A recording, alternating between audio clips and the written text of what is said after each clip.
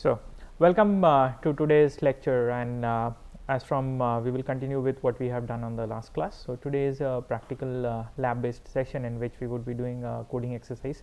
So, if you have followed down the last 4 lectures which we have finished off, so the earlier lecture was on actually getting you introduced to very linear perceptron model, and that's one of the most simplest model of what is called as a neural network and one of the foundational ones.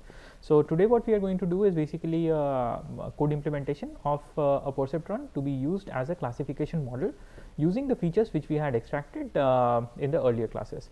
So, if you remember from the third lecture, which was basically a coding exercise, and there we had implemented one particular code to extract out features of different kinds, and these included LBPs, Gabor wavelets, co-occurrence matrices, and a summary of those features which we had extracted from the complete training set as well as on the test set of CFAR, and then that was also stored down as a pickle file, which is your local file used within Python in order to store down your recorded matrices.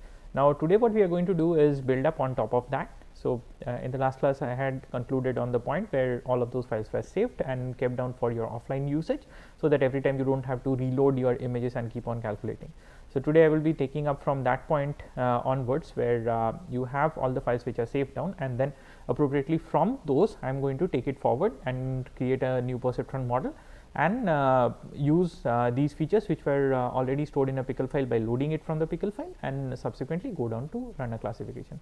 So, the location is still the same. So, you will have to get it down from the GitHub link where we have been keeping all our codes posted, and then if you invoke the IPython notebook over there, so you would be getting down your lecture 5, which is your classification with perceptron model. So, it's lecture5.ipynb, and that's the file with which we start. So, the initial part of the same file is the same header which is over there with an extra point over there. I am also going to use this extra library called as time, and this is so it does not have a major impact as such on your training in any way, but this plays a role in order to show you as to that we are accelerating using GPUs and how much time it takes down in order to get the computation done for every epoch. So, it's just to show you how much of is the time difference over there. Now, we have these parts of the header already preserved, and although they are not actually required, but the reason we preserved it, if you would like to have all the earlier computation also pasted along with this part of the code, which is you want to calculate the features, and once you have calculated out the features you would go into it, then this header actually serves as a very generic header to keep down and import all the functions which you need. Although this particular one on scikit's feature, that is definitely not something which is needed, as well as you will no more be requiring direct access to the torch vision data set, because all the required information have been stored down in your pickle file itself. So, these are optionals, but always a good guide to keep them keep going on. Now, in the last class what we had done was we had trained them and we had stored them into different pickle files. So, these file names may be different from varying to varying, but what you need to keep in mind is that you have one pickle file which is stored down with your features from the training data. There is another pickle file which stores down all the labels from your training data, and then we need to load basically these 2 pickle files. So, just remember your location and the file name which you have created.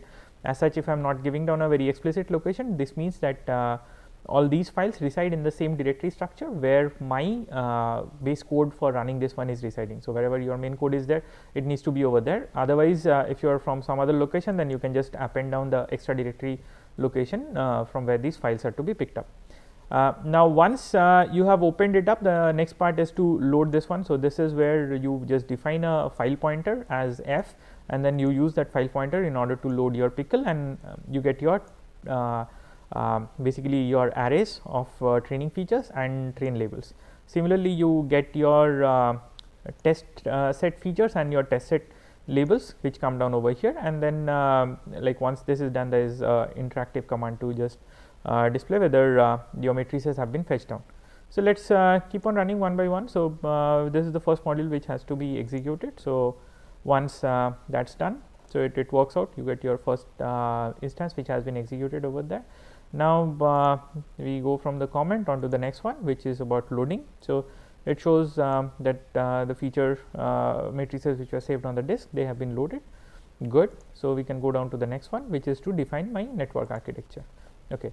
So within my network architecture, how it goes down is, if you remember from our simple neural network, so what we had was, you have a set of inputs and you are just connecting it to an output, which is your classification. Now for classification over here, we are doing a 10 class classification. So it means that there are 10 neurons on which the output will be coming down, and these are a one hot neuron kind of a thing. So what that technically means is that whichever class is present, that particular neuron will be 1, everything else is going to have a 0 value over there. Ideally, that's what is present on my training data set. Whenever you are predicting, you will get one of the neurons which will have a very high value, which is close to 1. All the other neurons are going to have a value which is more or less closer to 0. And that's how we are going to define over there. So the first part is to define an initialization part. So first we will start by defining a class. So this class definition is basically trying to define your container within Python of saying that this is a particular one which I am using. So what I am going to do is that in order to define my perceptron, I define a class which is called as perceptron, and that has a data structure of the type called as a nn.module, and these nn.module is a native structure which has been called down from your torch library. So we are using torch in order to implement our PyTorch environment over here, and within torch we are going to import down my nn library. So within nn I have a particular data type which is defined as nn.module. Okay. Now within that I need to start my initialization, and this initialization is trying to say down that what is the number of inputs which goes down into my neural network over here, which is on the input side of it, and that is equal to my number of channels, which I call over here as n underscore channels.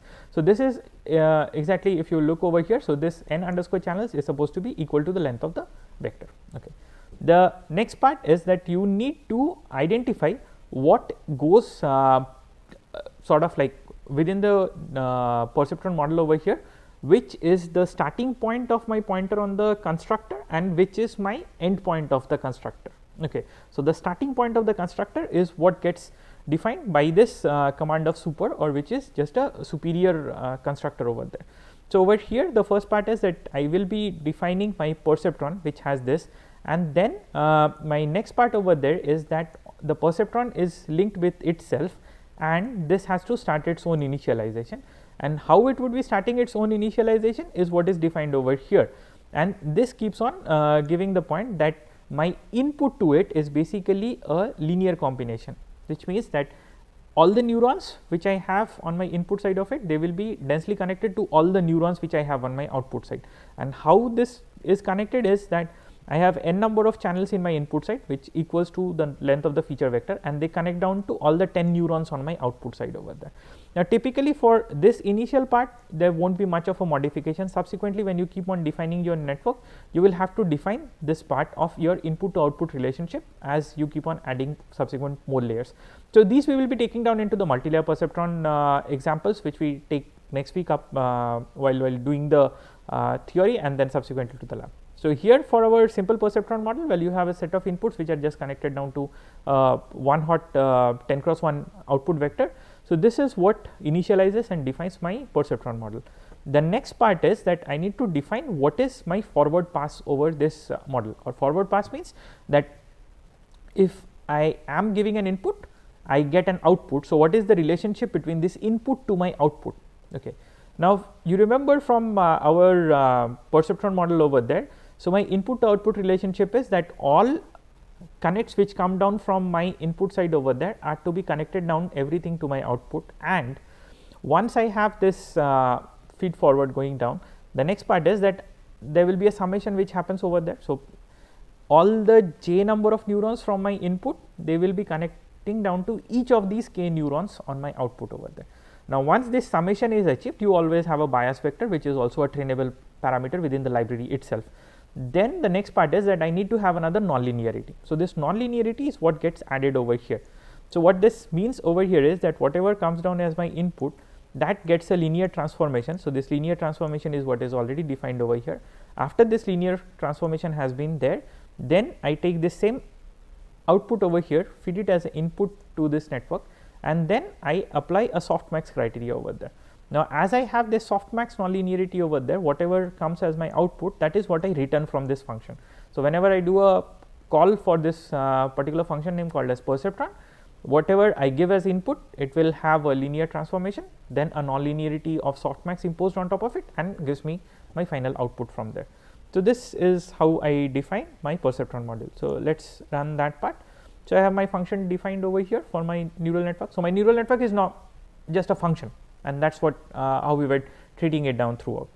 Now, from there, the next part which we would like to do is actually generate a data set labels accordingly. So, here if you remember, so I was telling that in this classification problem you just have a one hot vector remaining in your representation. So, in that one hot vector what comes out is that as whichever class is present over there, that particular element is going to be 1, everything else is going to be 0, but then in the labels which we had stored, so they had just numbers from 1, 2, 3, 4, 5, 6, 7, 8, 9, 10. So, it is not exactly a 10 cross 1 vector of which 1 is 0.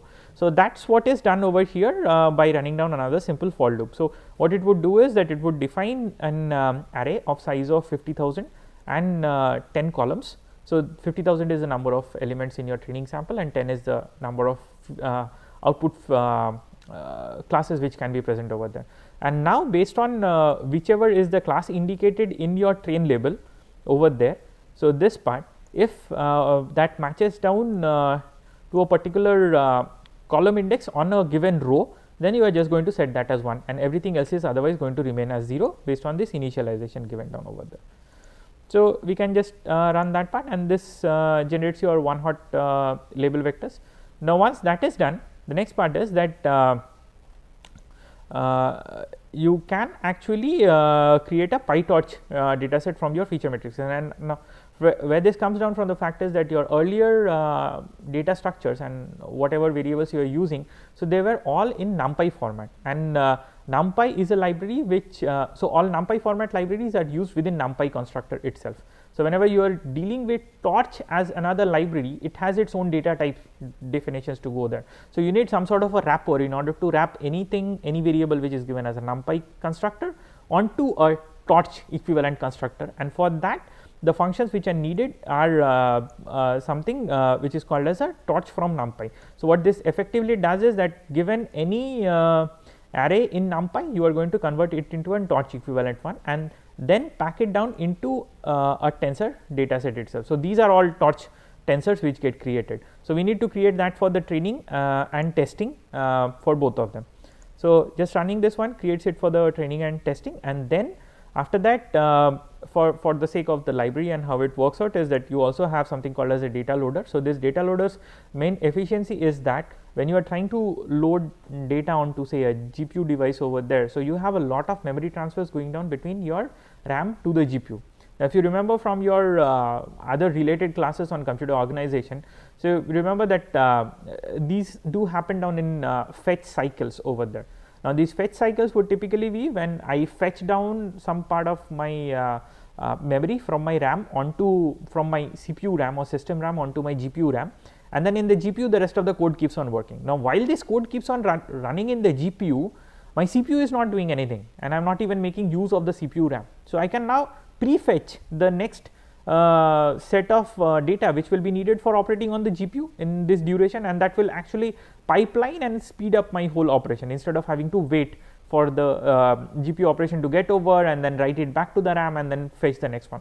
So, this data loader is basically is a wise function which has been provided within the library, which can fetch down 64 such units of samples from your CPU RAM onto the GPU RAM at any given point of time. And in fact, this does also work down within while you are even trying to fetch down from your hard drive onto your RAM as well. So, we will be covering that into as we go into much more detailed classes as well. So, as of now, this data loader is now made down to optimize and then fetch down it prefetch everything before it keeps on working.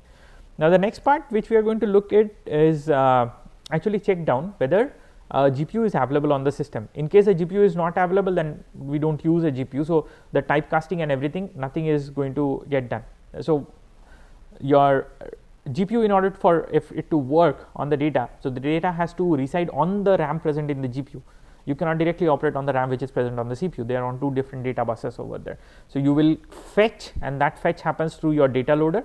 Once you have fetched over there, then within your GPU memory itself, you can keep on operating everything. So if this is not there, then, but the point is, whenever you are fetching and putting it onto GPU, it means that there is another kind of a typecasting which goes on. So if the device is not found, then we will not be doing that typecasting, because the rest of the codes on CPU, they cannot make use of the GPU typecaster itself. So here my typecasting gets over, and then I start by defining the function for training the network. So once you had your network defined, the next part is that you need to define the trainer. So this trainer is basically a part where you are defining your forward pass, which means that given an x, you get an output y. Okay. Now what you are getting down was a y hat, which was a predicted part of y. You have your original y, which is the ground truth available. Now based on that, you are going to calculate a difference between them, which is your cost function. So we had used the MSE or L2 norm as a cost function over there in order to find out our JW, which was the cost associated with the weights. So this part of the algebra which gets transformed onto a code is what comes down within your training routine. So as a simple part, what we define is training model function over here. So the input to this one is a pointer, which is the model or the neural network given down over there. Next is the criteria, which is basically the cost function which I am going to use, that is also referred to within these libraries as criterion function. The number of epochs over which it is going to learn. So number of epochs basically is the number of iterations over which I would do. So remember from my last theory class explanation that you start with some arbitrary value, you put your input data, you get some predicted output y hat, you take a difference between them, so that is your cost. Now based on that cost, you will be taking a derivative of the cost and then back propagating it over the weights back. Now once you have done this one, this is over the first epoch. Then with these revised weights, you are again going to put down your input x over there and get down another predicted value y hat, get down a new value of JW, which is at the end of the second epoch, and then again back propagate, and this keeps on going. So that is what is called as epoch, these iteration counter over there. The next part is learning rate, which is your eta factor which comes down into your weight update rule. So your W new was W of n plus 1 was equal to W of n minus eta times del W of JW. So this eta factor over there was my learning rate, which was helping me scale down and put down this gradient in the order of the magnitude of the weights itself, so that they can all scale down in a similar way and there are no erratic variations. So what we start initially is we put down a pointer which is called as a starting time pointer. Then so this is just to show you how much long it takes to traverse down per epoch. Then we create a few lists. So one of them is for the training loss, one is for training accuracy, another is just for accumulating out temporary labels or whatever is the prediction which comes down at the end of per epoch. Now we start down by running a counter which runs over the number of epochs over here. So epoch is my loop counter variable over here, and then this exists in the range of 1 to the number of epochs. Okay. So it is basically equal to the counter goes up to the total number of epochs which is present over there. So let us define a small timer variable over here, which is my epochs start time. Now this is just a small printer for printing down like how many epochs out of how many epochs have elapsed out as of now. And then so running loss is a loss is basically the criterion of the cost function evaluated within that particular epoch, and that is zeroed down at the start of every epoch and keeps on accumulating as we keep on going across the epoch. Now the point is that we will start with loading data. So my initial data loader will go down into a batch size of 0 or the minimum batch size which it takes. So then so what this definitely means is that I will load, so I will basically traverse one data point at a time and go through it. Okay. So within my data over here which exists in my train loader. So here what we are basically defining is that another loop on which we are looking at the total number of data points existing. So if I have 50,000 ones, so within each epoch for every single sample I am going to do a feed forward, then find its error, and then I will be back propagating it over there. So this is per sample based over there. So going from there, you remember that we had done this flag of use GPU. So if this is set to true, that means that a GPU exists, and whenever there is a GPU existing, we need to typecast the variable and set it as CUDA. So if the GPU does not exist, then anyways it comes down as else over here, and then I don't need to typecast any of these. Now the way of converting and writing inputs as variable inputs is of the fact that this particular library of PyTorch is based on a dynamic graph build up constructor, and there they have a separate data type which is called as a variable, and if you are not defining certain thing as an explicit variable within the library, so they will be taken as constants across, and there will be no modifications over there. So we in order so that these can be used within your update rules, we are putting them into another typecaster which is called as variable, and this is pretty much intrinsic to the library itself, that there is no algebraic restriction as to why you need to do that. This is from reasoning best left down to the library builders itself. Now from there, the first thing which you need to do is, you remember that we had a del w of jw to be calculated, and this value has to be set down initially to 0, and that's what we do with the 0 grad factor over there. Now once that is done, I will get my set of outputs. So this set of outputs is basically if model is, which is my function, which is that neural network which I had created. So whatever is my input I put down to that model, I get a set of outputs, and that output is what is the output of the network which I get. Now once I have this output of the network coming down over there, then what I would like to find out is basically that which particular class over there has the maximum probability of occurring. Okay. So once I get that whichever class has the maximum probability of occurring, so I will be just be putting that particular class as a 1 hot, everything else is going to subside down towards 0. Now once that is placed down into my prediction, so these are basically predictions of whichever is the maximum probability of that coming down. Next I define down my criteria function as the so this is my loss, and that loss is defined in terms of my criteria function. Now here the input to my loss function or my jw is basically y hat and y. Okay. So y hat is my predicted output which is given over here, and y is the exact ground truth label which is supposed to be present, and that's my labels over here. Now once that is done, I can start accumulating my losses within every single epoch. So in an epoch it will take all the samples and then keep on calculating losses for each sample, and then we will add down losses for each sample together itself. So and that would give me the total loss at the end of passing down all the samples through an epoch. Now once I have that part done, then I can actually find out what is my total loss in that complete epoch, and that is what is found out over here.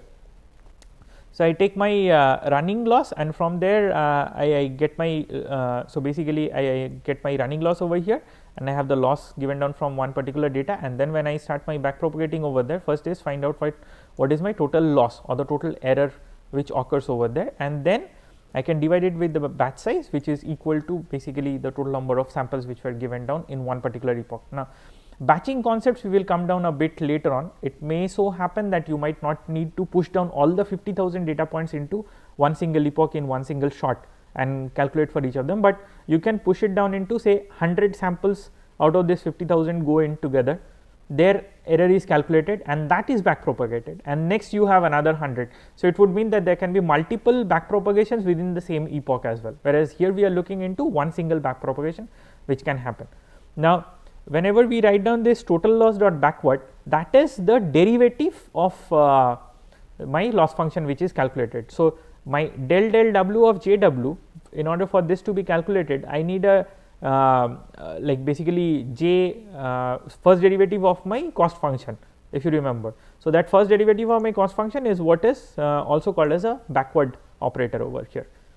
Now once that is done, the next part is that I need to get down my network parameters and keep on updating my network parameters as well. So in my network parameters, I write down another loop over here which will basically be counting down all my model parameters. So model parameters is the function which gives me all the free parameters in a model, or basically all the weights which are present within my neural network which can be updated. So within your neural network, the only thing which can be updated are basically the weights. You cannot update anything related to the you cannot update anything which is related to the this nonlinearity present over there in any way. So since you don't have any updation to be done with the nonlinearity, so the only trainable parameter left down for you is just the weights. Now what we need to get is, once you get down pointers to each of these weights coming down, next is you need to find out what is your so we have calculated our training loss and everything going down over there. This is just a small script to print that at any given point of time. The next is that you will have to basically update each of them.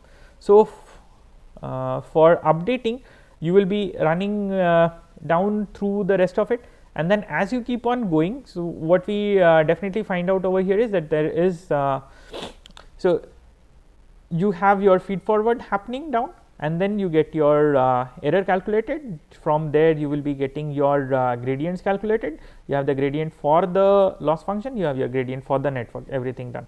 With these you can now update all of your weights, which goes within your update routine over there. Once the update is over, the next part which remains for us is just to keep on looking into the errors. Okay, so initially we will start with a very naive approach of just trying to look into the errors and see whether the error is coming down and maybe just plot it down. But as we keep on going, I will be coming down to a point for very deeper networks where you take on for a longer duration of time as to what are strategies, and then how do you come down with some way where just by looking into errors you can come down to a point where you can just converge and stop and not take them any further. So let's just run it down. So what I have done is, so this is the function which gets defined, and once that is done, we need to start with the training. Now in the training part over there, so this is your train model function which we had defined over here. So now, so that the whole complex procedure is now just a function call for me. So over here I need to put down my model, which comes down from my perceptron, which is defined over here, that exists on my CUDA because I have a GPU running with me. Then I have my criterion, which is defined over here, which is my MSE loss or mean square error loss. The number of epochs I am using this is for 20 epochs, and the learning rate over here is kept at 10. And so this has been empirically optimized. You can definitely play around with 100 or 10 power minus 3 and just check around. You will find like real fun around over there. So just let's run this part. So you can see these epochs going down. So 0 out of 19, which means the 0th epoch which has run down. So this barely takes down about a second. And if you look into these errors over there, so somewhere around this point is where the error is changing. So it's changing at a much slower rate, really slow and tardy rate. But you see, you can clearly see that these errors do keep on changing. And so going at the rate of 1 second, it's somewhere around 20 seconds that so the total thing takes maximum of 27 seconds in which, and this is how the rate is going down. Now clearly going down by this, I do know that this will keep on continuing further and go down. So please keep on putting your errors as towards a large number of epochs. Now this is the other side of it where we are looking into the accuracy plot, and if you clearly see, as the error is decreasing, your accuracy is definitely increasing over there, but then this accuracy is not that high. So it's just at barely 12.5% on your accuracy side over there. So once that is done, that's on your training part of it. The next part is to look down into your accuracy over your test set. Unfortunately, with although it had a 12.5% accuracy on the training set, on the test set it just unfortunately came down as 0. So if you keep on running this for a longer time, so we know that from our experiences, if we were training this for say about 200 epochs or so, you do come down to a point where you can have about 10-12% of accuracy very easily coming down. So I will leave these exercises more up to you to explore and have fun along with that. And with then next week we will be continuing with multi-layer perceptrons and having much more exercises into understanding multi-layer perceptrons as well. So with that, stay tuned and thanks.